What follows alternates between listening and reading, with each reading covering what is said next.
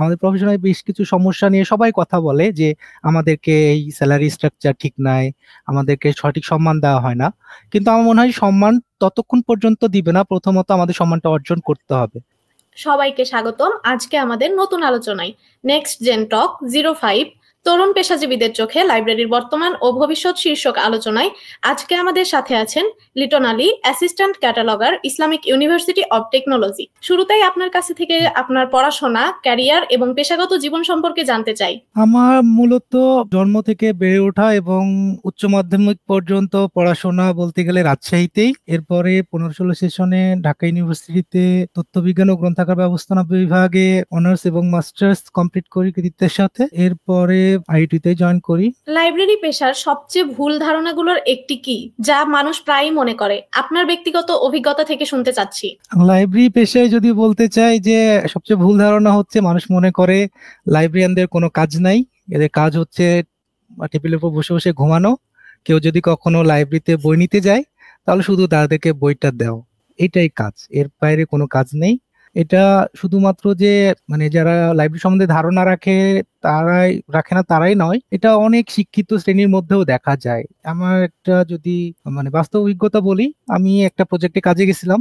তো সেখানে ডেডিকেটেড কোনো লাইব্রেরিয়ান ছিল না। তো ওনারা বিভিন্ন সময় দেখা যেত আমাদেরকে টেম্পোরারি বেসিসে ডাকা লাগতো বিভিন্ন কাজের জন্য। তো ওনারা ভাবতো যে এমন কি কাজ, আমরাও তো করতে পারি। তো তাদের দুইজনকে আমার কাছে পাঠানো হয়েছে যে কাজগুলো বুঝিয়ে দেওয়ার জন্য। তো আমি তাদেরকে বুঝিয়ে দিলাম, কিছুদিন পর তাদের আবার সমস্যা হয়, আবার ডাক দেয়। তো এবার হচ্ছে তাদের সিনিয়র দুইজন আসছে যে তাদেরকে বুঝিয়ে দেওয়ার জন্য। ওনারা তারপর হচ্ছে আইডিয়াটা পায় আমার কাছ থেকে যে লাইব্রেরিতে তো কাজ আছে এবং কাজগুলো যে গতানুগতিক শুধুমাত্র বই গোছানো বা বই দেওয়া নেওয়া এমনটা না, এর বাইরে অনেক কাজ আছে যেগুলো মানে মাল্টিডিসিপ্লিনারি এরিয়া থেকে অনেক কিছুই আমাদেরকে পড়ানো হয় এবং এই কাজ করতে হয়। আপনি যদি ভবিষ্যতে লাইব্রেরি ডিজাইন করার সুযোগ পান তাহলে সেই স্বপ্নের লাইব্রেরিটি কেমন হবে? লাইব্রেরি ডিজাইন করার সুযোগ পেলে অবশ্যই মানে কেমন হবে বলতে গেলে আমি শুধুমাত্র চেষ্টা করব যে লাইব্রেরিটা যেন শুধু বই পড়া বা হচ্ছে জ্ঞান অর্জনের জায়গা না হয়, এটা কোনো একটা এঙ্গেজমেন্ট সেন্টারের মতো কাজ করে। তো লাইব্রেরি যদি এরকম একটা এঙ্গেজমেন্ট সেন্টার বা হচ্ছে কমিউনিটি সেন্টার হিসাবে ইউজ করা যায়, যে তারা জ্ঞান অর্জনের জন্যও যাবে, এর পাশাপাশি তাদের সমমনা বা সমচিন্তাধারার মানুষের সঙ্গে পরিচয় হতে পারবে এবং কি তাদের সঙ্গে কথা শেয়ার করতে পারবে, এবং সে কিছুটা সময় কোয়ালিটি টাইমও স্পেন্ড করতে পারবে যে নিরিবিলি যদি সে চায়। লাইব্রেরির ডিজাইনটা হবে এমন যে যেটা প্রথমে একটু হচ্ছে আকর্ষণীয় হবে। আমরা অনেক সময় কোথায় যাই, যদি আমরা রেস্টুরেন্টও বাছাই করি, এখনকার দিনে মানুষ রেস্টুরেন্ট বাছাই করে কোনটার আউটলুক বেশি সুন্দর, কারণ খাবার তো সবাই প্রথমে খেয়ে দেখতে পারে না। তো সবাই আগে দেখে আউটলুকটা কেমন, ওখানকার পরিবেশটা কেমন, তাদের রেটিং কেমন। তো আমাদের লাইব্রেরিটাও যদি এমন হয় যে যেটার মানে এমবিয়েন্স, তারপর এনভায়রনমেন্ট, এটা কিছুটা হচ্ছে প্রাকৃতিক হবে, এমনকি মানুষের জন্য ওয়েলকামিং হবে, মানে টোটালি হচ্ছে ইউজার সেন্ট্রিক একটা কমিউনিটি এঙ্গেজমেন্ট প্ল্যাটফর্ম হিসেবে আমি লাইব্রেরি করতে চাই যদি আমি সুযোগ পাই। আপনার লাইব্রেরিতে পাঠকদের আকৃষ্ট করার জন্য কোনো অনন্য উদ্যোগ নিয়েছেন বা নিতে চান? হ্যাঁ, আমাদের যেহেতু একাডেমিক লাইব্রেরি, তো অনেক সময় আমাদের স্টুডেন্টদের সঙ্গে এঙ্গেজমেন্ট বাড়ানোর জন্য ছোট ছোট বিভিন্ন রকমের পদক্ষেপ নিতে হয় ইউজার এডুকেশনের পাশাপাশি। তো আমরা রিসেন্টলি যেটা উল্লেখযোগ্যভাবে বলা যেতে পারে যে আমরা হচ্ছে আমাদের একাডেমিক যে অনেক রকমের ডিপার্টমেন্ট এবং সেন্টার থাকে, ইনস্টিটিউট থাকে, সেগুলোতে কিছু সময় ওয়েটিং এর জায়গা থাকে বসার জন্য। তো সেগুলোতে আমরা কিছু রিডিং সেলফ রাখছি এবং সেখানে কিছু বই রাখছি যেগুলো খুবই কমন, এবং ম্যাগাজিন, তারপর হচ্ছে নিউজ পেপার, সেগুলোতেও রাখছি আমাদের লাইব্রেরির থেকেই পাঠানো এবং কি সেলফগুলো। তো দেখা যায় মানুষ তো অনেক সময় ওয়েট করতে হয়, যেমন মেডিকেল সেন্টারে গেলে অনেকজন একসঙ্গে গেলে কয়েকজনকে সিরিয়ালে থাকতে হয় বা ওয়েট করতে হয়। তো সেই সময়গুলোতে তারা চাইলে বই বা হচ্ছে ম্যাগাজিন সেগুলো পড়তে পারে। এর বাইরে আরেকটা ছিল আমাদের হচ্ছে কিছু সেকশন অ্যাড করা, যে স্টুডেন্টদের মধ্যে থেকে অনেক রকমের চাহিদা থাকে যে স্টুডেন্টরা অনেকে চায় গ্রুপ স্টাডি করতে, ইঞ্জিনিয়ারিং স্টুডেন্টরা, যে তারা একসঙ্গে 8-10 জন এসে, তো দেখা যাচ্ছে তারা অনেক কথা বলে, 8-10 জন একসঙ্গে কথা বললে অনেক রকম প্রজেক্টে কাজ করতে চায়। তো এইগুলো লাইব্রেরি স্পেসের কারণে অনেক সময় প্রবলেম হয়, কারণ বাকিরা চায় একটু নিরিবিলি পড়তে। এইরকম আমরা চাচ্ছি যে হচ্ছে আমাদের কিছু আছে কিন্তু এটা পর্যাপ্ত না, তো আমরা আরো ডেডিকেটেড করতে চাচ্ছি। কেউ যদি হচ্ছে গ্রুপ ডিসকাশন বা হচ্ছে প্রজেক্টের কোনো কাজ করতে চায়, সেটার জন্য লাইব্রেরিতে একটা অপশন থাকবে যে তারা প্রজেক্টের কাজগুলো লাইব্রেরিতে একটা কর্নার থাকবে, সেখানে প্রজেক্ট রিলেটেড সবগুলো কাজ করতে পারবে, এখানে কেউ তাদেরকে মানে কোনো রকমের ডিস্টার্ব করবে না। এবং তারা চাইলে সেখানে যন্ত্রপাতিও নিয়ে আসতে পারবে, তাদের যে হার্ডওয়্যার বা হচ্ছে সফটওয়্যার রিলেটেড বিষয়গুলো তা নিয়ে আসতে পারবে এবং লাইব্রেরি থেকে সাপোর্ট দেওয়া হবে। আমরা পরবর্তী প্রশ্নে চলে যাচ্ছি। আপনার পেশাগত জীবনে সবচেয়ে কঠিন সিদ্ধান্ত কি ছিল এবং আপনি কিভাবে সেটি গ্রহণ করেছিলেন? পেশাগত জীবনে কঠিন সিদ্ধান্ত বলতে গেলে পেশা হিসাবে মানে লাইব্রেরি বা লাইব্রেরি সেন্ট্রিক যে জবগুলো সেগুলোকে বেছে নিব, নাকি যেটা হচ্ছে ট্রেন্ডিং মানে ব্যাংক বা বিসিএস এই সেন্ট্রিক জবগুলোর দিকে যাব। তো যেহেতু আমি সেই স্টুডেন্ট অবস্থা থেকে লাইব্রেরির বিভিন্ন কাজের সঙ্গে সরাসরি সম্পৃক্ত ছিলাম পড়াশোনার পাশাপাশি, এবং ডিপার্টমেন্টের প্রতিও একটা অন্যরকম টান মানে কাজ করতো পড়াশোনার কারণে। তো আমার প্রথমত একটা ডিসিশন মেকিং এ একটু কনফিউশনে ছিলাম, কিছুটা এখনো আছি বলতে পারেন, যে আসলে আমার ওইদিকে যাওয়া উচিত নাকি এইদিকে। তখন মনে হলো যে বাকি পেশাগুলোতে কাজ করার মতো যোগ্য এবং আগ্রহী মানুষের অভাব নাই দেশে, বাট কিছু কিছু পেশা আছে যে পেশাগুলোতে মানুষ কাজ করার জন্য যোগ্য মানুষেরও অভাব আছে, আবার হচ্ছে আগ্রহী মানুষেরও অভাব আছে। হয়তো অনেকে জব করে কিন্তু আগ্রহ থেকে না।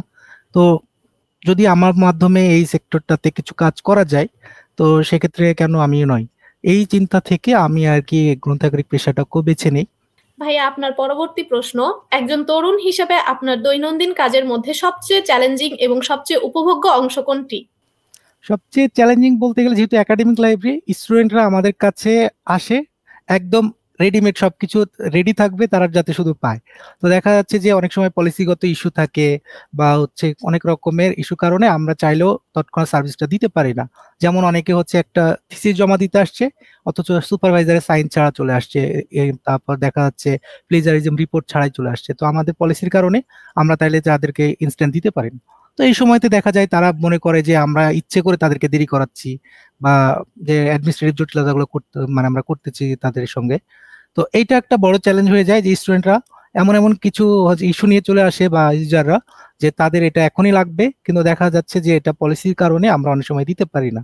উপভোগ্যর বিষয়টা হচ্ছে যখন কেউ একটা এক্সপেকটেশন নিয়ে আসে যে হচ্ছে আমাদের কাছে এই সার্ভিসটা পাবো, বা এটা যখন আমরা খুবই শর্টেস্ট টাইমের মধ্যে দিতে পারি, তারা যখন যাওয়ার সময় আমাদেরকে একটা থ্যাংক ইউ বলে যায়, ওটা বলা যে টোনটা থাকে, এটা বুঝাই যায় যে সে কতটা হচ্ছে হ্যাপি, বা আমাদের সঙ্গে কাছ থেকে কিরকম একটা ধারণা নিয়ে গেল।